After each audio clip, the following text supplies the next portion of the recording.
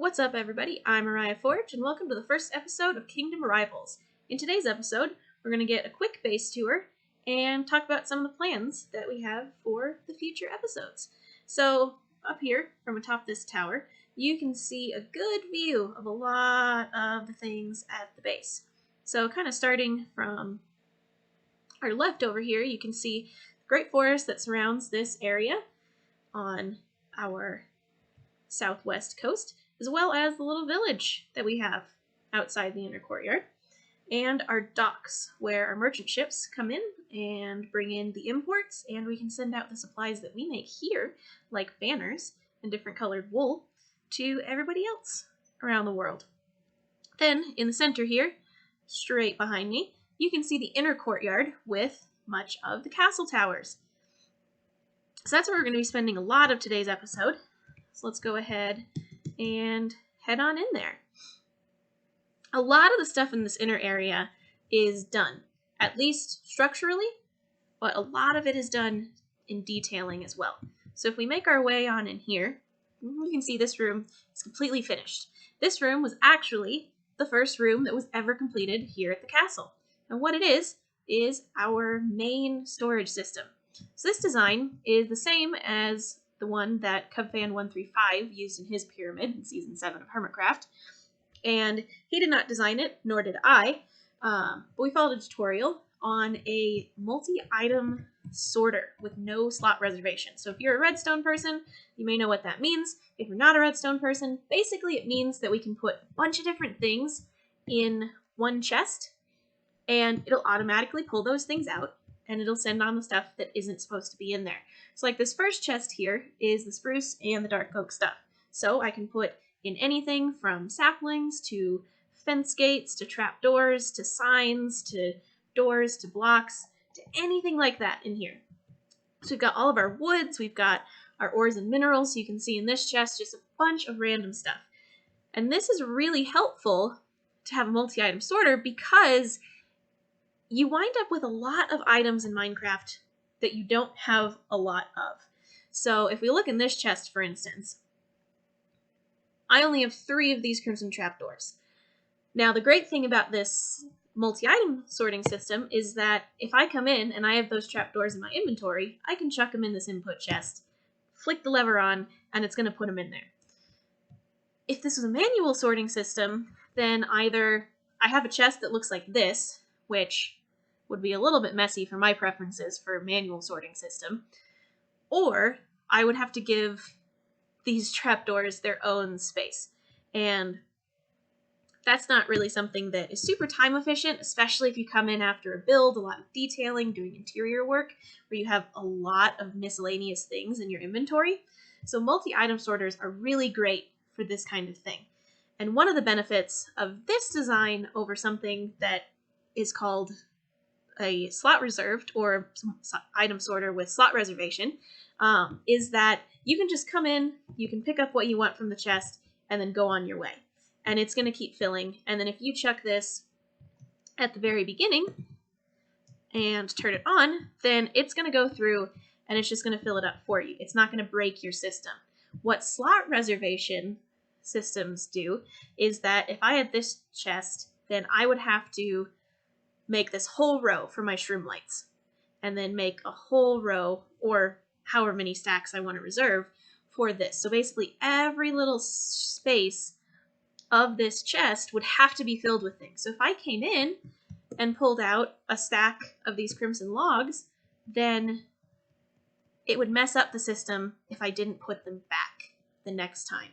And so that's the beauty of these systems that don't use the slot reservation, is that you can just come and grab whatever you need super fast, get on your way, get building, get on your next project, and it's not going to mess anything up. So you can see our lights here are telling us that it's filling this. It's actually probably filling, the hopper behind it. And boom, there it's done. Sorted all those 57 into there. It's not necessarily the fastest system.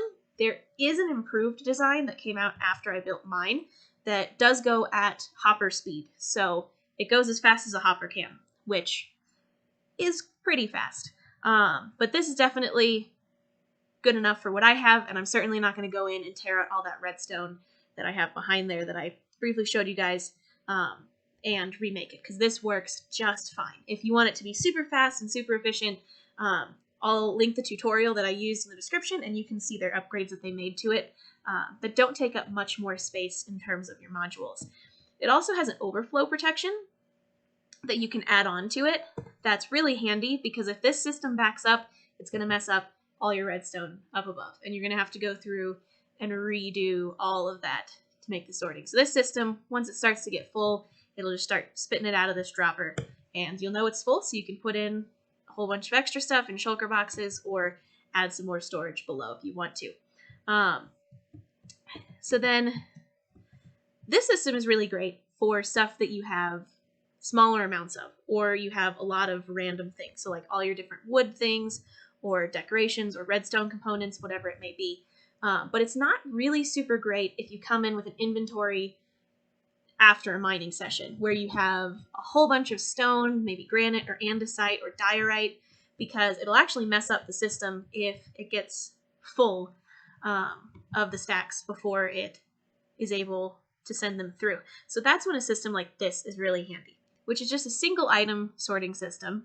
So in each of these modules, they're only one block wide, they just sort out a single type of item. So in these chests, all you're going to find is what you see above. So stone, sandstone, cobblestone, dirt, etc. But all of the input and output works basically the same. You can chuck a shulker box on this block and it'll get it sorted for you. You can empty your inventory in the chest and it'll send it through. And then at the end, it'll give you anything that isn't in the sorting module and or your shulker box that you used to fill it with. So these two are definitely the rooms where I spend most of my time. And this is what I prioritized in making when I made the castle, because having good storage makes your life so much easier when you're building something, especially when you're building something really big, because you know exactly what you have and exactly how much of it you have. As you could probably have seen just from looking down at this castle at the beginning of the video, I used a lot of stone. And it was really, really handy having a storage system for stone and for having a storage system for what I've named it the cut and polished rocks of all of the different variants of stones, like brick slabs, bricks, cobblestone walls, stairs, chiseled stone, etc.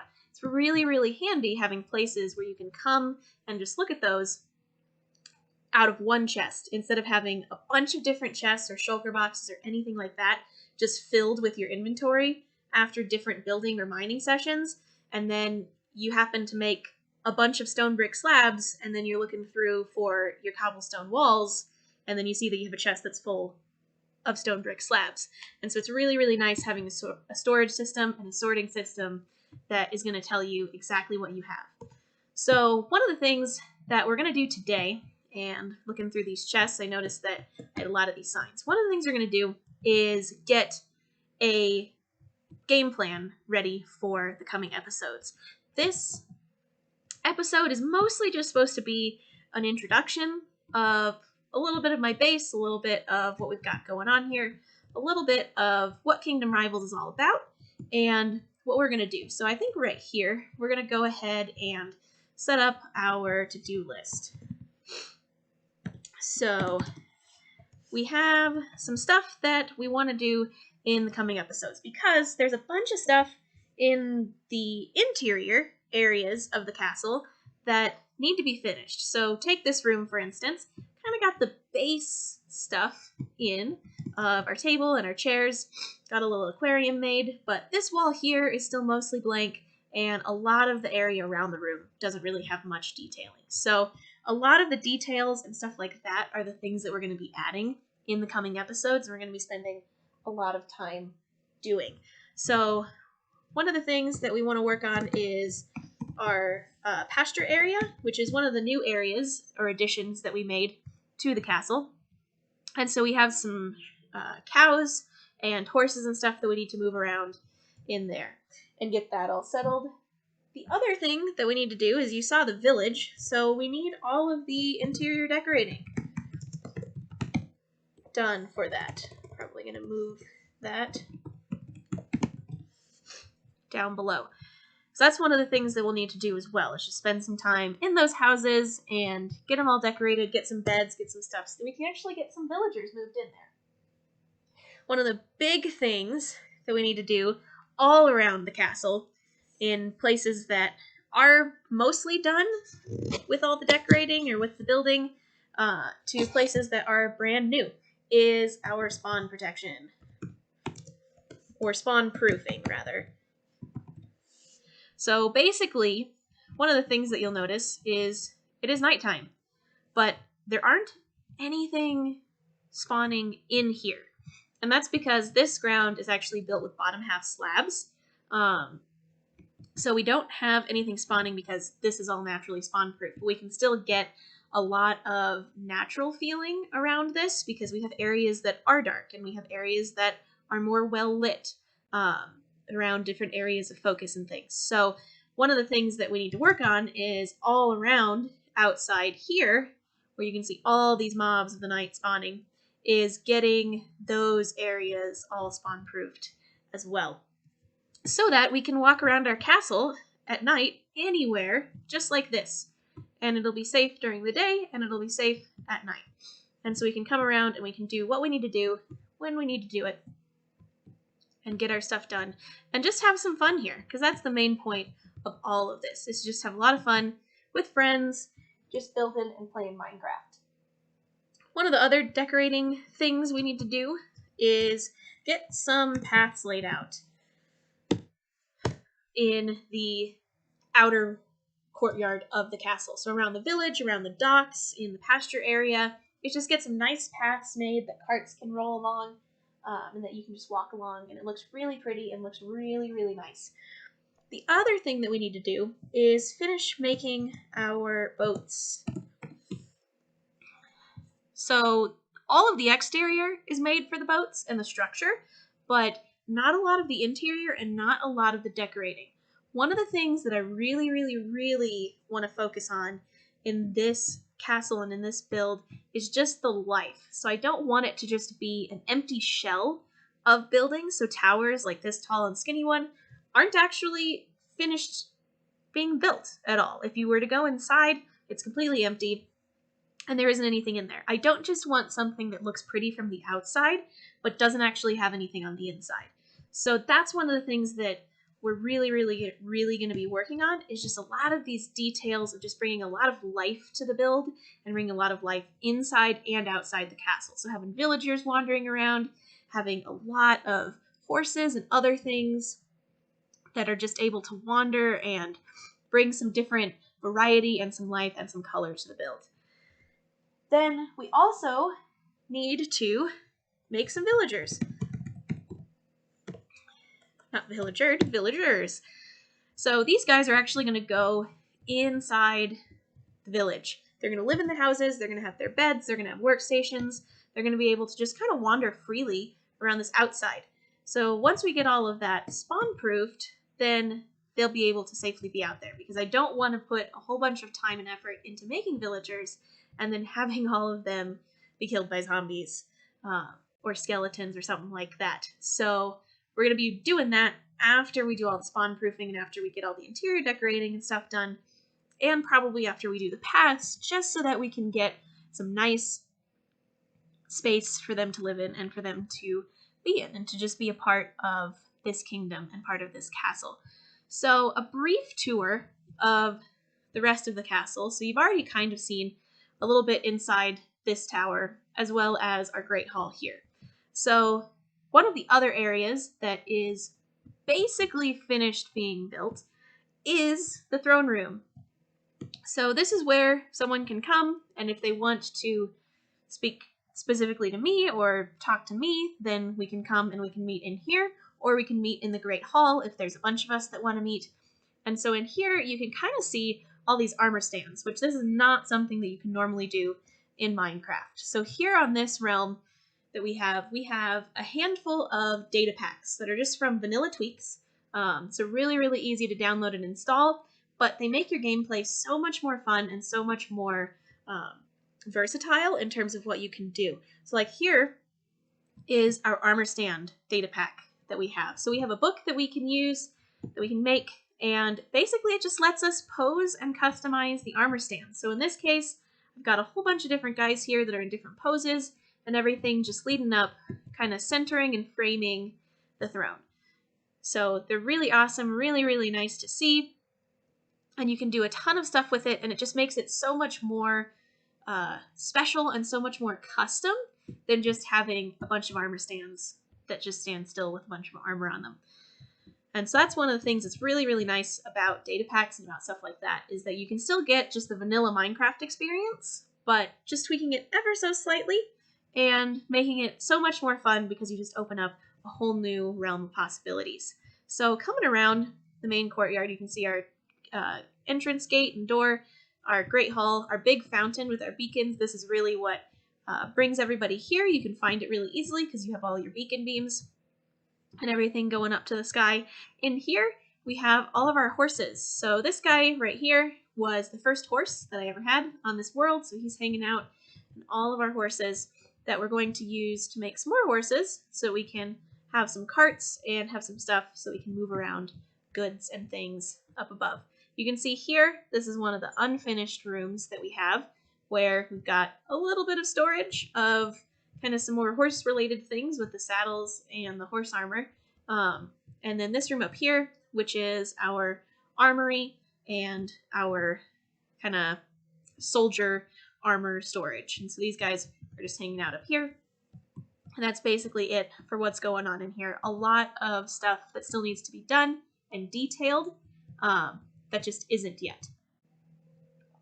Alrighty, and then moving on, we've got our storage tower that we've already kind of been into, but I'll kind of show you what's up above it. Stuff that definitely needs some detailing and needs some work, but the basic structure and the basic layout of everything is already in there. So it's just a matter of getting some decorations, getting some villagers, getting some people in there that can just make it more fun. So coming up here with this staircase, we have our banner making room. So we've got all of our wool storage, our dyes, and our banner patterns. And yes, this is all stuff that I could chuck in the storage system downstairs, but it's kind of nice to have all of these things in one place instead of having a big storage system for the wool, having the dyes somewhere else. This stuff doesn't get used a whole lot, and so it doesn't really need to be in a sorting module or something like that, because this is as many dyes as there are in the game, pretty much, and so having to reserve a whole module for it would kind of be a waste of the space and a waste of that redstone. So just keeping it up here has it all in one place, so it's all ready to use when I need to use it, but I'm able to really maximize what I have stored downstairs. In here is a storage room for stuff that doesn't stack. So, like this chest has a whole bunch of tropical fish, but it's filled with a bunch of different kinds of tropical fish. And so it's not something that I could put in the multi-item sorter or even in the single item sorter because it just wouldn't really work. It would all go into the output chest and then it would just kind of muck up the output chest with all of it, and it would take up a lot of that space. So it just chills up here because I don't use them very often. I use them in the aquarium, haven't really used them anywhere else. In these chests, we've got all of our mini blocks. So this is another data pack that we have here. In addition to the armor stands, we have mini blocks. So when our wandering trader comes around, we can get little blocks from him. So for an emerald and for the normal sized block, we can get little versions of them. So we have little barrels, pistons, basically any block in the game you can get from the wandering trader at certain times because he only has a fixed amount each time. And you can get them and just use them for decorating. So they're really awesome for denoting different things in the storage systems, like you saw downstairs with the dirt and the gravel and the sandstone and the stone and stuff. Really, really handy for those because it just gives you another way of indicating what's in there without putting an item frame or having to make a sign. And so it's all just stuff that makes it a little bit different, adds some variety, adds some customization to your build. This bridge here takes us to the tower that is very unfinished. So as you can see here, this is just a big drop off from here. So this tower doesn't have any interior work done currently. This is one of the big things that we're going to be doing as part of the interior work for our castle. So coming upstairs is some of our guest room areas. So each room is basically laid out the same way. There's just a little bit of variance in like the wardrobes or in how the bookshelves are separated, where it just gives it some difference between the rooms, so you're not just walking through and everything is exactly the same. All the beds are different colors, but all of the decorations are different. But it's only using a handful of different things, so you can have a lot of variety with not a lot of materials. A lot of these rooms up here still aren't done. They've just got the beds in, and that's the same for this floor as well as this one. They'll be basically done the same as the previous floor, or the first floor of the guest rooms. And then up here at the top, we have our bell, because this is our big bell tower, and a nice view of the surrounding area. So you can see the forest down there, kind of see a little bit past the village. You can see kind of a good view of the inner courtyard and of the boats, all from up here, as well as the new pasture area where you can see a lot of the fences are in, not all of them clearly, but just a little bit of work to be done there, and our farmland kind of down that way. So if we come over here back to this great hall where we made our to-do list, then just go through it, then we'll be led to our storage room for food. So I don't actually turn these potatoes or any of these foods into baked potatoes or baked versions of whatever they are. This is all mostly aesthetic and mostly just for the story of it all. So this is a storage room for the people that live at the castle. And so they can come in here and they can get food, or really, rather, our cook can come in and get what he needs to make the stuff that he makes, like cakes and things like that. So just a lot of story, a lot of variety, a lot of little spaces that don't have anything in them currently because I don't quite know what to do with them, or they don't have really much need to be used right now. But they're just nice to have, can use little secret entrances to things and stuff like that if we want to. But moving on, we've got this floor, which is just kind of an in-between floor that lets you go to the wall on either side or up to where the queen's room is, which is my room. But this is our library. So we've got a couple of our librarians that take care of the books and keep everything clean and tidy up here in our library. One of my favorite things to do when making libraries or even just small bookshelves in your bases is really breaking it up, because if you get spaces where you have just all the books, it still looks nice, but these guys are just looms placed sideways. And they're one of my favorite things to do because the loom texture on the front doesn't really look like a bookcase, but on all the other sides, it kind of just looks like an empty bookcase because the texture is basically the same as the bookcase in terms of where the shelf is and everything. So I love making just a whole bunch of looms and then put in all your bookshelves and then just randomly take out little pockets and put the looms in there sideways. And it just gives you a lot of variety of, you've got books on bookshelves, but then you also have books that have been taken off. So you have some empty bookcases here, and it just really adds a lot of variety and a lot of just visual texture without having to have a lot of depth in your build because it's all just on one plane. Coming up, we've got our potion making room. So up here we have all of our potion supplies and things that we use to make the potions. So we have our little water bottles. If you don't know, you can fill up basically an infinite amount of water bottles from just a single source of water. So up here we have our little water block so that I can fill up the water bottles and don't have to have any of them on hand or have to go and get them from somewhere else. So it's really nice to just be able to toss one of those up in your builds, and it doesn't take up a lot of space. Use your trapdoors to keep it in, and you've got just a nice little bucket of water over on the side that you can use to fill up your bottles of water to make your potions. We've got our clerics up here that can make the potions or come up and do enchanting. In our enchanting room, this is one of the areas where it has some detail and some furniture, but it needs a lot more.